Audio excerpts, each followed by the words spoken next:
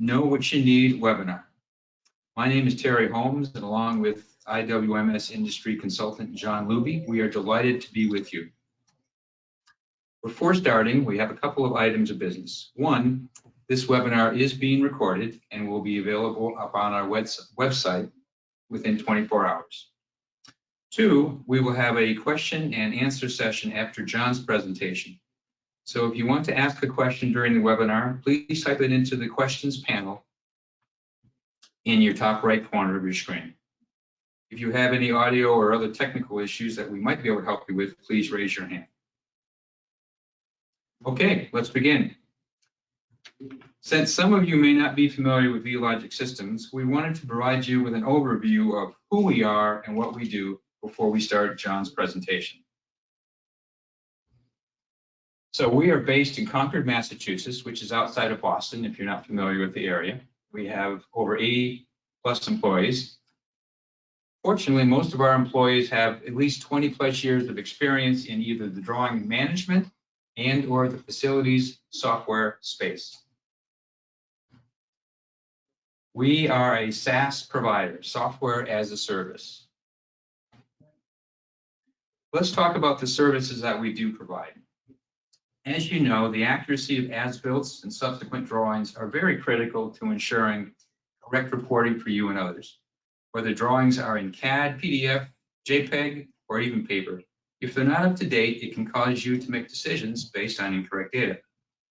Our dedicated drafting team, which is part of our services group, have developed CAD drawings for numerous customers encompassing hundreds of millions of square feet. It's important that you have a source of truth when it comes to your drawings. When you submit red line drawings to us, we can bring your drawings up to date quickly and inexpensively to ensure you have that source of truth. Building information modeling, or BIM models, also offer unique advantages over CAD drawings in some situations. Our approach is to make both BIM models and traditional 2D models coexistent with the software systems. We offer services to build BIM models where they do not exist from 2D drawings, along with our field verification team's work. Our drawings as a service, or DAS, can come with unlimited updates, which save you both time and money. In terms of project planning and management, we use a collaborative approach. Very simply, you start with our business development managers when you reach out to VLogic, and they go through an assessment and will work with you to understand your requirements. And then they go back internally and start to work with one of our assigned engineers to put together a proposal that will provide you the best solution for achieving your objectives.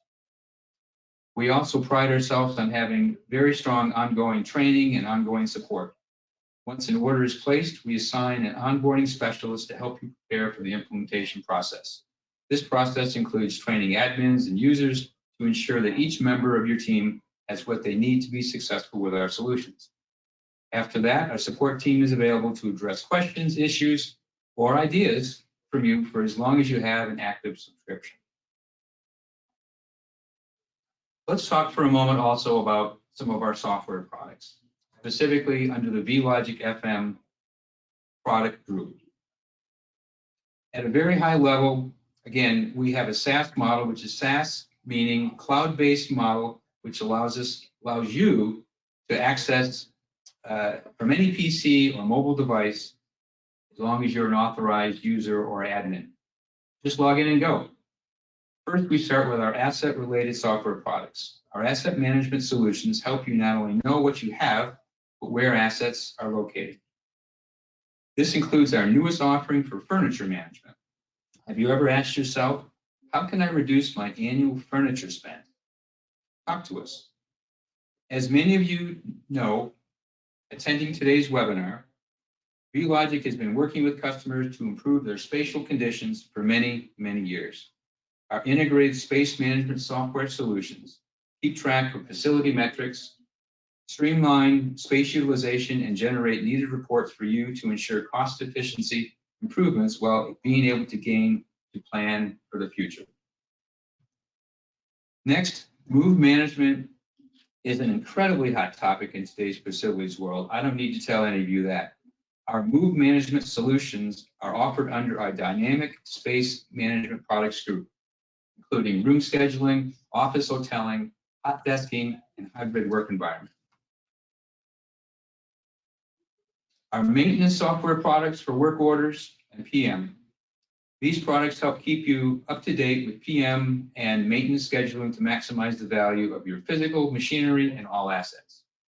And finally, for our occupancy tracking, we use sensors from leading manufacturers which are produced to our specifications.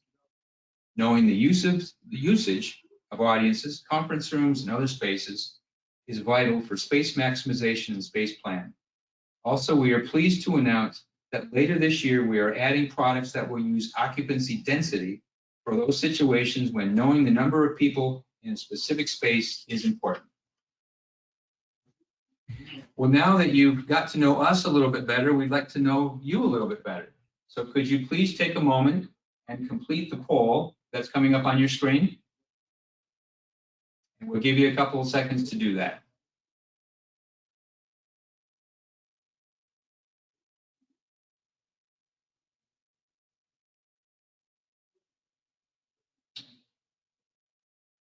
Okay, and I think maybe by now we should have some results.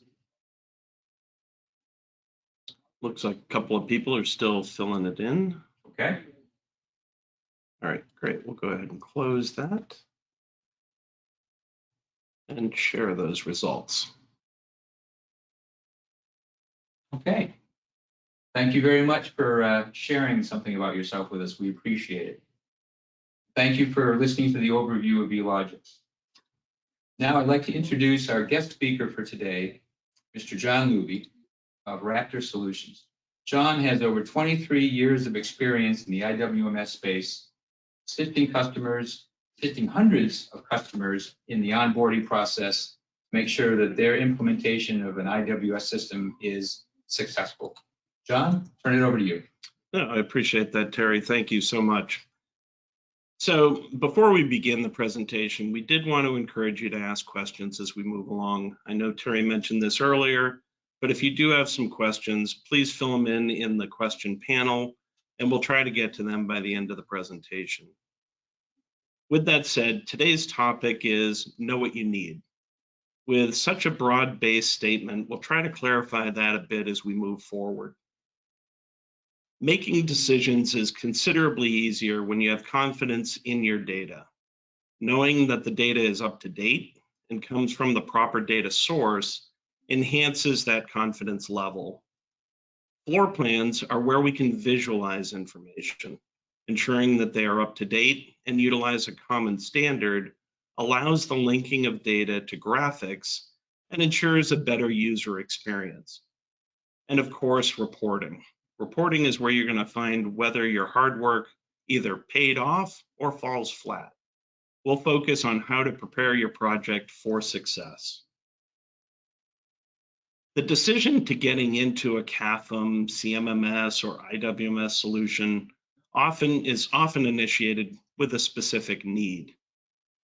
Those needs typically come from several different sources, but we hear this very frequently. We need more accurate data, or better metrics, or reporting, or dashboards.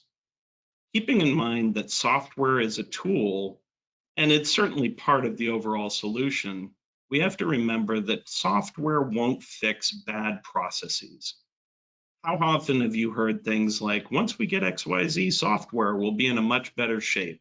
I know I've certainly heard that quite a bit over the years, usually from organizations that are missing critical processes. And I'll share a couple of stories about that as we go forward.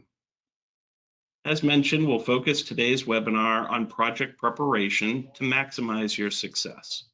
Establishing a plan is the first key ingredient. With a plan, you can begin preparations, and when you're well prepared, the execution and implementation go much smoother. A well-executed project produces a more positive user experience and makes the evaluation process much more enjoyable. During the planning stage, the big picture isn't often quite that clear yet. We'll discuss how to improve that. In this stage, we're really focused on high-level requirements, establishing guardrails for your project, and determining the team members that are going to be a part of it. During the preparation stage, we focus on critical decisions and refine project requirements. Decisions made in this phase will be used to evaluate the success of the project after implementation. In the execution phase, we focus on the project kickoff, tasks performed and milestones met, testing, and training. At the completion of the execution phase is a rollout to your audience. This is where the rubber hits the road, so to speak. And of course, once we've implemented the solution, we'll want to do a retrospective to look at any of the challenges we faced and overcame, what we did well, and areas that need improvement. So, where do we begin? As you can imagine, there are lots of different pieces that come into play. This is when you may start to ask yourself, do we really know what we have? I know I often hear things such as, oh, Susan knows all about the personnel information. Or wasn't Steve the one that knew AutoCAD? Is he still here? Or I think Rita is familiar with the maintenance process. We should be fine. These are clues that you may need to dig in a little bit deeper, because as you start down this road, you're going to want to put all those puzzle pieces together so that you get a better picture of exactly what your organization has. One thing that I did want to mention before we get too far is there was a 60 Minutes episode on January 14th that was really pretty impressive, and one, if you get a chance, take a look at it. We're all aware that over the last 5 years, work has changed quite a bit. Work from home was and continues to be a widely adopted requirement, but many companies are now pushing for a return to office, or RTO, you may have heard. As an IWMS professional, we're often asked for critical information to allow our companies to be more nimble in that decision-making process. What do they need to do? How do they need to do it? What things do they need to keep in mind? That's why we titled this presentation, Know What You Need. So let's talk about what goes into the planning process. First and foremost are establishing clear goals and objectives. It's really critical to make sure that we understand what exactly the goals and objectives are. The way that we may want to utilize a tool is not exactly the same as what everyone may want to utilize. Be sure everyone's on the same page before you get started. Another thing that we want to think about is how are we going to improve the user experience? We'll discuss this a bit further in a couple of minutes, but we've all seen where the intended experience didn't quite meet the expectation. The second most common thing that I hear is how organizations are looking for better data. Many of us have also experienced that moment when you're reviewing a report or a dashboard and you begin to question the data. While better data accountability is a great goal, we'll want to refine this a little bit further as we dig into the preparation stage. And finally, and probably the most common that I hear outside of the other two, is with floor plan accuracy. Keep in mind, accuracy comes in many forms. We typically don't need the same level of detail and drawing for space management, space planning, room scheduling, or even move management as we might need for construction documents. If you can't easily find what you need graphically in a floor plan, it may be overcomplicated. Once we have the framework of a plan, we may want to try to understand the reasoning behind those goals and objectives. Ask yourself and your team questions such as, how are we going to improve the user experience? And what will make our data better? And what will ensure that we have more accurate drawings? These are all questions that we want to perform during the planning stage to get a better handle on why we're starting down this path in the first place. So let's take a look at the floor plans for a few minutes. While floor plans provide a visualization, they also establish some crucial data elements. Your data is often linked to floor plans, So making sure they are correct at the start is hypercritical. They come in many forms, but sometimes begin with just paper or PDFs. The goal is to migrate them to a digital copy so that they can be mined for their critical data, such as gross square footage, room identifications, furniture layouts, and much more. Most organizations that I'd say I've worked with over the years have some form of AutoCAD drawings. While they may not be accurate compared to the reality on the floor, they do provide a solid digital starting point. CAD, for the unfamiliar, stands for Computer-Aided Design. And the most widely recognized industry standard application for these is AutoCAD. Once your drawings are in a CAD format, there is now intelligent data that can be extracted from the floor plans. And to obtain better accuracy, an on-site field verification can be performed utilizing the CAD files as the foundation for markups to update any current information. Architects and designers, however, often utilize an even more robust technology that Terry referenced earlier, called BIM, or Building Information Modeling. The most widely utilized architectural BIM product is another Autodesk product called Revit. It's a 3D modeling toolkit that allows for a more rapid architectural and structural design process. Whether you're starting with paper, PDFs, images, CAD, or even a Revit model, establishing standards is crucial. The data extracted from these floor plans, once they are digital, becomes the foundational data for most IWMS solutions.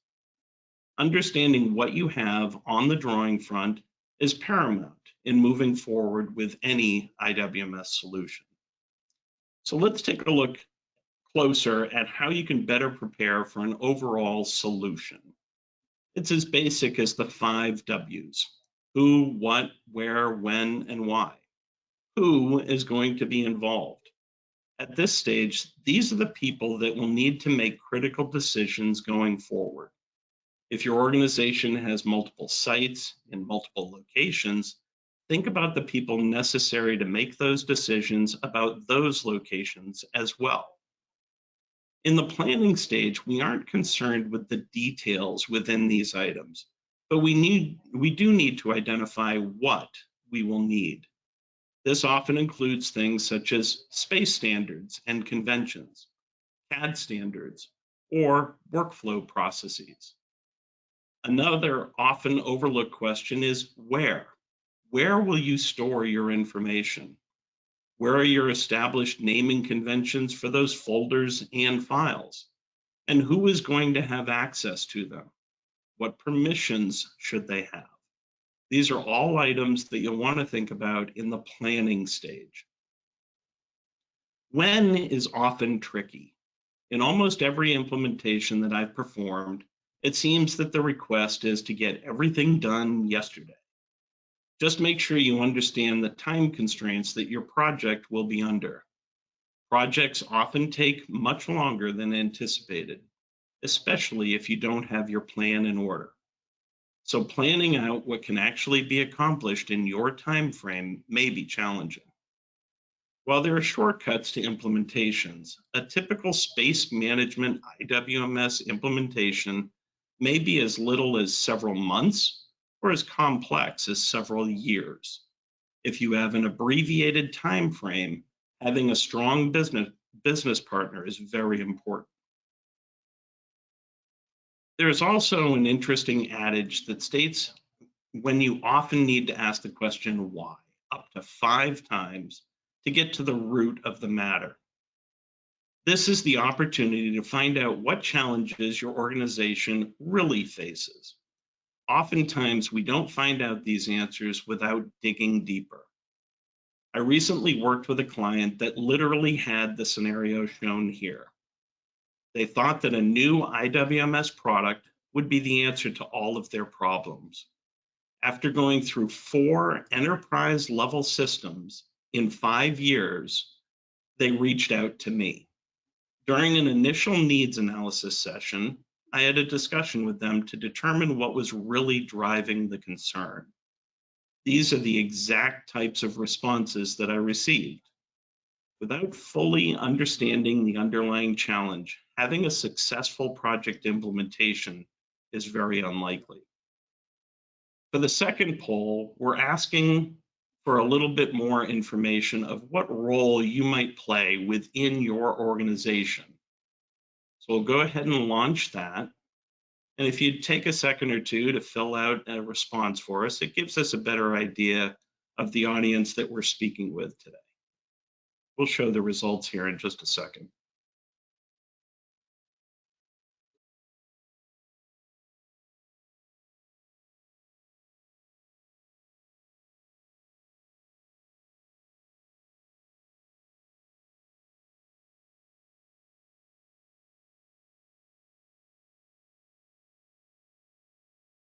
I apologize there, folks. It looks like we asked one thing and gave you different responses. We're just testing everybody today.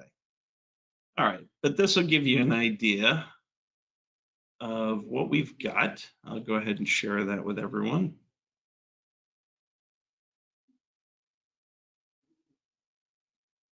So we've got a pretty good spread of who's in here today. All right, let's go ahead and hide that. We'll get back to the presentation. All right, let's start talking about the next and probably the biggest phase of any IWMS implementation project, the preparation phase. I like to think of this as, what is your red balloon challenge? What is the thing that will be noticed, good or bad? Just as your eye is drawn to it in the picture, these are the things that seem to garner all of the attention once your project goes live. If you can determine those up front, your project is bound to be more successful. During our preparation stage, we'll start generating templates and populating some of the initial information, especially the key decision makers. A simple spreadsheet like this one helps us begin organizing the project. You'll notice that this asks for an individual's name, email, cell, and whether or not they'll be on your governance board. A governance board is simply a group of individuals that approves or denies changes that can impact the company or a large group. I highly recommend establishing this board to be sure that your changes have as low of an impact as possible. While it may be easier to say things like, oh, someone from space planning will be responsible, this approach makes you name that person and by region or role. In this example, you'll notice that the client opted to track this information by geographical region. One step further is to now specify what specific role is responsible and who will own and ultimately sign off on those items. Another simple spreadsheet, but it just takes it one step deeper.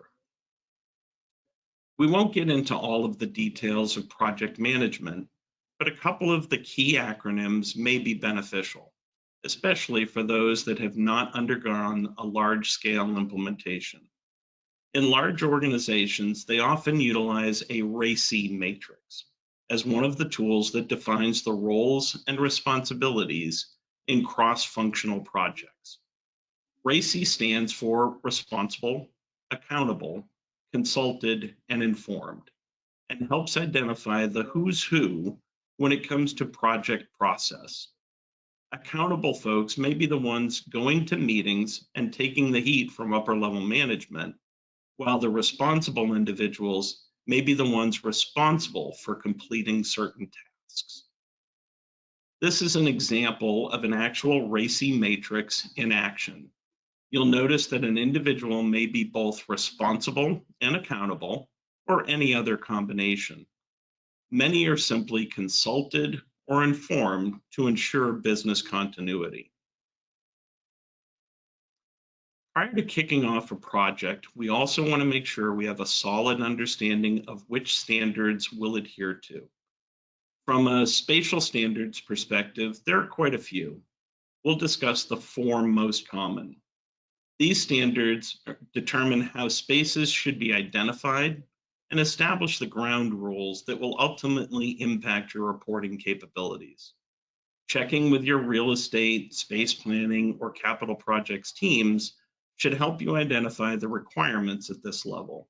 But definitely don't overlook these, as they lay the foundation for your success in all aspects of your IWMS solution. BOMA is the most frequently utilized in conjunction with IFMA. These standards typically best fit the corporate environment. They both have joined forces and pretty much become one standard under the BOMA umbrella. Or sometimes you'll hear things like, we use a modified BOMA standards. FICM is traditionally associated with higher education, healthcare, and lab environments.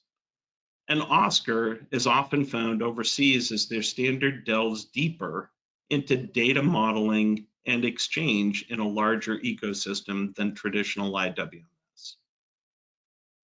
To illustrate a few of the differences in standards and how they may impact your overall reporting and metrics, this is perhaps the best depiction that I've seen of the IFMA/BOMA standard. You'll notice that the gross area includes everything. The rentable area includes everything with the exception of the exterior walls and vertical penetrations, such as stairs, elevators, and shafts. And the usable area filters this information further to only look at what is assignable, a support space, or included in secondary circulation. These matter in how you perform chargebacks for your organization. By contrast, the FICM classification is more simplified and looks at the gross as being the entire footprint, just as BOMA does. But then it looks at three unique area groupings. There's net usable area, including everything that is not structural.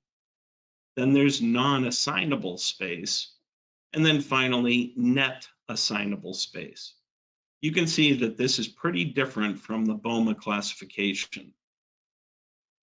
The standard that you choose gets integrated within an IWMS solution in a multitude of ways, but impacts everything from the approach used in drawing preparation, to nomenclature and classification of a space, to the types of reporting that you can output. Another set of standards to take into account are your drafting standards. The US National CAD standard and the AIA layering standards are widely used by architects and engineers in the United States, but they have also been utilized as the foundational standards for countries around the globe. In 1997, the National CAD standard adopted the AIA layering standard, so you may hear these names used interchangeably.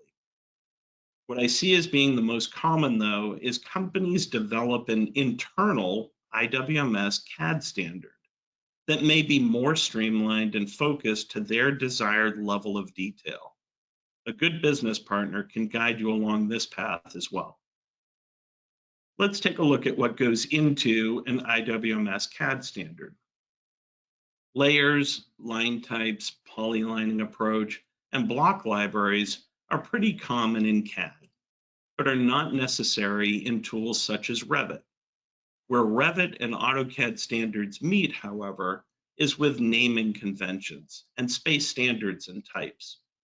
There's a lot of information that goes into a CAD standard, but it's a living document that can be revised as your organization's needs change. It's also a document that can and should be sent to your architects, furniture vendors, and partners to ensure consistency going forward. As we look into the space standards, we can review some of the options that organizations utilize. Site codes, for example, may begin with an S as a prefix, and then they're followed by a 3-digit number, or they may be a 2-character state abbreviation, followed by a 2-digit number, or they may have a dash. These are up to your organization to determine what works best. but having a standard here is imperative for consistency and for implementing into a software solution. A similar approach may be utilized for buildings. We're showing 3 different variations that are pretty common in practice today. 2 that begin with a B and some variation of a numeric value, one that prefixes the building with the site code. That third one is not one that I see very often, as it usually doesn't conform to software data requirements.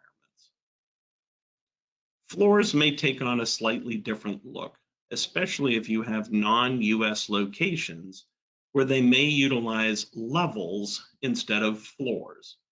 As with the sites and buildings, finding a consistent approach that works for your organization is best. For example, you likely wouldn't want a 1-character floor code when you have buildings with floors in double digits. For a room standard, we often see a 4 to 6-digit room number as the most common approach. That may begin with a 2-digit floor and then a room number. Typically, IWMS systems don't like to have a room number duplicated within the same building. So having 2 rooms within the same building with the same identifier of 101, for example, would not be a best practice. Space classifications are usually associated with the industry standards that we mentioned earlier. If you use BOMA, your space classifications will likely differ from someone utilizing FICM. But the ultimate decision on which standard best fits your needs will be up to your organization. If you receive grant funding, for example, you may need to verify how your grant-funded spaces are utilized and classified. A similar thing is true if you need to perform chargebacks of space to departments within your organization. In any case, the standard matters. Space types build off of your space classifications and provide a more granular view of how the spaces are intended to be utilized. You'll notice in both the classification and type that a naming convention with a prefix helps group certain spaces together. All amenity space types, for example, are prefixed with an A, while all the hallways and circulation ones are prefixed with an H. As with all of these standard processes, you'll adopt the ones that provide you the maximum benefit to your organization. Next, let's talk about workflows and swim lane diagrams. I often say, if you can't workflow it, the process can't be followed. Building these processes allows the systems to be configured to follow your workflow, but also ensures that you have thought about each step along the way and who has ownership at which point. The most important aspect, however, is that a sign-off process can be established to get process owners to agree to the workflow. Too often, organizations skip this step and move forward only to find out that they missed critical elements that negatively impacted the business. Remember that client that I mentioned that went through 4 enterprise IWMS systems in 5 years?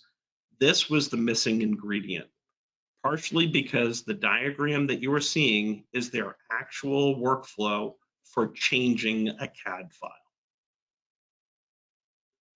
This is just a partial sample process checklist. It's pretty easy to see from something like this what processes we still need to define and which ones we feel comfortable with. You can even add to this a box for whether or not that process has been approved and by whom, if you need that level of validation.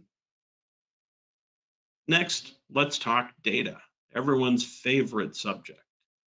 Data is housed in many locations. The HR system, for example, is typically responsible for the personnel details, including names, manager name, department, and more. The real estate side of the house typically tracks all real estate transactions and important dates, such as break options or expansion options. The badging or security tools may track who is coming into the building on which date and time. And I'm sure you can think of several other data owner products as well. In most organizations, this information is fed into a data warehouse at certain times of the day, or perhaps only on a set day of the week. The IWMS solution is a data aggregator that can expand upon certain pieces of that information, including who sits where, the details of departmental allocation of a space, and they can also incorporate assets and maintenance activities as well. So where do we keep all of the documents associated with our project? This may seem like a nitpicking item, but it is amazing how many organizations completely skip this step only to regret it later. Be sure to have answers for questions such as, where are the drawings kept? Or where do we keep our project documents? Or how about that, our data templates, where are those? And who has access to them? Keep in mind that people with access may be simply informed, which means they should only have read permissions, or maybe a contributor, in which case they may need read, write, and edit permissions. All of these decisions up to this point have dealt with information, but it's also very important to keep track of major milestones and deliverable requirement dates, as well as map out critical personnel's out of office dates. Having a generalized master schedule that isn't necessarily as granular as a project plan can be really helpful. And finally, before we proceed to the execution phase, we'll want to return to those goals and objectives once more. We need to build use cases.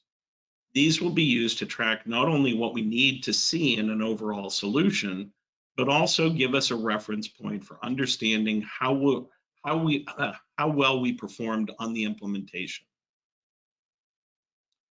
Finally, after all that hard work, you'll be ready to move into the execution phase. This is where things start to come together. When you've done the prep work, the execution of the project can be quite rewarding. Each milestone brings a success story. A project plan now can track individual tasks, prerequisites, and dependencies, and ensure that you meet your milestones. And with the right partner, your solution will come to life as you had intended, or even better. The templates that were generated in the planning stage now get populated with information. As data gets populated, it may become apparent that there are gaps, or you may discover that your data doesn't conform to your standards. This is the time to make the necessary revisions to the data. A change to a standard may involve some change management, but it is still certainly possible at this point as well. Region data, for example, may be fairly generic and only have a couple of fields, but that information is then leveraged by the country data as countries belong to regions in this template. Sites belong to countries, and again, build off of the country data. And buildings are linked to countries, but may contain many more fields of information. Data collection, while not very glamorous, is critical. The old adage of garbage in, garbage out is certainly true. Take the time to get the information correct and standardized. You can see how one piece of data is built off of another. One of the biggest steps in getting an accurate dynamic solution is to prepare drawings to standard. Layers, line types, polylining, block libraries, and our naming conventions and space standards and types all get put to use here. The polylining approach, or area measurement approach, for example, is dependent upon the space type assigned to that space. And as we discussed earlier, that square footage can impact departmental allocations, chargebacks, grant funding, and much more. Most customers find that this can be a daunting task, but with the right business partner, this can be an accelerated task. Once data is established and drawings are prepared, we turn our attention to configuration of the software. This is where the workflows get incorporated into the application and bridge that gap between data, drawings, and process. During the execution phase of your project, your business partner will perform the necessary modifications in the software to meet those agreed upon workflow processes. As your implementation progresses, you can now start to leverage other data sources. This is where we begin automating the data feeds into and out of the IWMS solution. Don't let your eyes glaze over this critical step. It truly allows you to leverage the most accurate and current data while maintaining a data ownership structure. And anyone that has ever had to deal with regulatory compliance or system verification can appreciate this meme. We are constantly asked for the document associated with some specific task. And it's no fun when we either don't have it or can't find it. Documentation is not only for project planning side, but also the training of your team, new hires, and the overall audience of your solution. And finally, prior to going live with an application, you'll want to have training on the system. This often occurs in a train the trainer type of approach, where a software expert trains your implementation team, and they then in turn train the organization. Of course, a good partner can also provide these services. And at the end of the execution phase, your solution should be live. So now what? This is the time to evaluate whether or not we met our goals and objectives. Remember those use cases from the end of the preparation stage? Those are the items that you'll utilize to evaluate the success towards meeting those objectives. A grading scale or simply a yes/no option for your team members and audience can suffice in getting those answers. And keep in mind, there may be things that you've learned along the way that were not a part of those initial goals and objectives. This is another place where having a well-seasoned partner can make a huge difference. They've done this before and have seen many other organizations through many implementations. They may be able to provide you with some guidance as to what they've seen in the industry. A question that I find most interesting is, what lessons did you learn? You may be surprised at how eye-opening this process can be. For example, a major retailer that I worked with found out that they were under-reporting their space and space utilization by nearly 15% prior to implementing a new IWMS solution. That's a significant number when you consider the millions of square feet that they manage. When you move to the next couple of questions, give yourself some credit as well. It's easy to be critical. It's often more difficult to see the things that went well. Did you find that gathering some of the data was easier than expected? Did you get more accurate drawings faster than anticipated? What wins did you have? And do you love the dashboards and the reporting that you now have? Those are all valid questions that you may want to ask. While we don't want a rabbit hole here, we all know that we can find ways to improve. An area for improvement may be a process or some challenges with team members, or just ways in which you'd recommend your future projects be managed. If properly planned, this list should be relatively short. And finally, ask yourself, what's next? You've now positioned yourself very well for future capabilities. Maybe you're facing an audit, but now have the tools to get through that more efficiently. Maybe you need to look at implementing additional technologies, such as sensors, to get even more accurate data. Or maybe you simply need to expand upon what you've already learned. You've now set your organization up to be more nimble and make better decisions on more accurate information. So we do have one final poll, and I'll go ahead and see if this one is the correct question. Hopefully it is. If you don't mind, take a second to let us know what you thought of the presentation. We'd really appreciate it.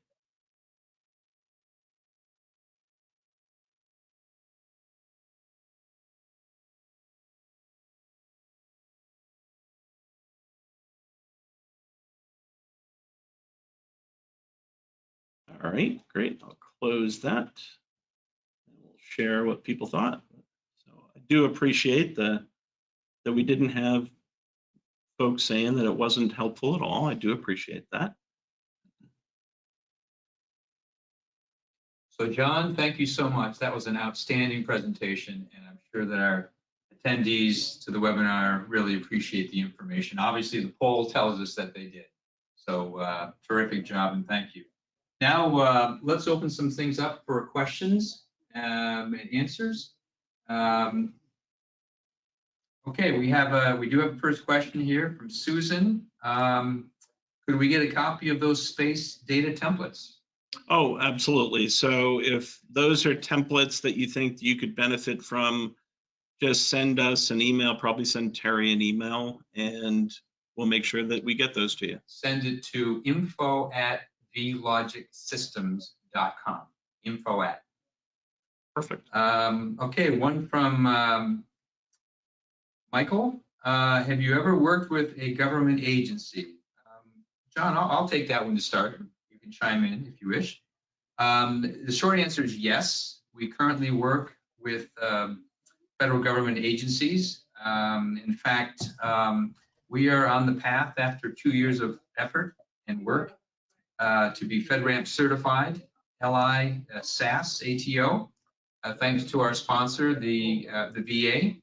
And in fact, we're basically just waiting for the VA to complete something, and then we're anticipating being awarded with a certificate no later than the end of February, early March. So watch for more news on that. John, didn't know if you want to comment any further on federal government space. Sure. I've done quite a few implementations in the federal government space with a number of the different departments and organizations as well. Great. And David asks, how do you ensure that you have the data to get the metrics that my manager wants? A loaded question, but very true. In a lot of those cases, we end up working backwards. So we take a look at exactly what the output should be. And if you've got a report that somebody has created, that's a great place to start. It allows us to back into some of the information that we may want to make sure we capture. Okay, very good. Let's see, Ed writes, many different sensors to our, you mentioned sensor technology as part of your suite of tools. Can we get pricing on these? I'll be happy to take that one. First of all, we do use different sensors for occupancy tracking, and they're written, or they're produced to our specifications. We don't sell the sensors themselves. There are different sensor manufacturers, obviously, but we work with those manufacturers in accomplishing some of our solutions for occupancy tracking, and as earlier announced, later this year for occupancy density. And let's see, here's another one. Thank you for this. My company has tried 4 different products in the last 5 years. That sounds familiar. Yeah, another one. They constantly skipped over the process. How do you help enforce process in that kind of culture? That's from Lucy. Yeah, very common. Like I said, I think the biggest piece of that is trying to ask the questions up front and understand what the end objectives are. I think a lot of times organizations try to run before they crawl or walk, and understanding exactly what are you trying to do is really critical in the process. So I typically like to do a needs analysis session to better understand what are they looking for. And sometimes, honestly, that answer may be as simple as, let's just make sure we know who does what. Other times we want to know where the data resides. It just depends upon the direction that needs analysis takes. Thanks, John. Gary asked a question about the availability of the recording. Yes, this is being recorded. It will be on the VLogic website within 24 hours. So Gary, you can check the website and it'll be there. So thank you for asking. Let's give folks another second in case there's any additional questions. I've got another one here. Do you have templates that you can share for activating projects and a good question for planning, a questionnaire for planning. I think we'd probably want to speak to you a little bit more about the objectives there first. And I probably do have some templates that we can work with on that, but maybe just reach out to us and we'll see exactly what we can get for you there. And again, the best way to reach out is at info@VLogicSystems.com.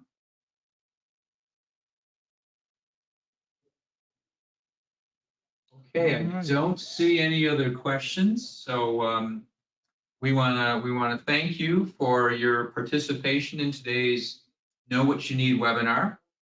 We're grateful that you're here, and thanks for your input as well. We also want to let you know that we are scheduling another webinar, which will be held probably the first week in March. You'll get information on that probably within the next week or two. So thank you again. And again, if you have any questions, info@VLogicSystems.com. You can go to the VLogic Systems website. Have a great day, and thanks for joining. Take care. Thank you so much.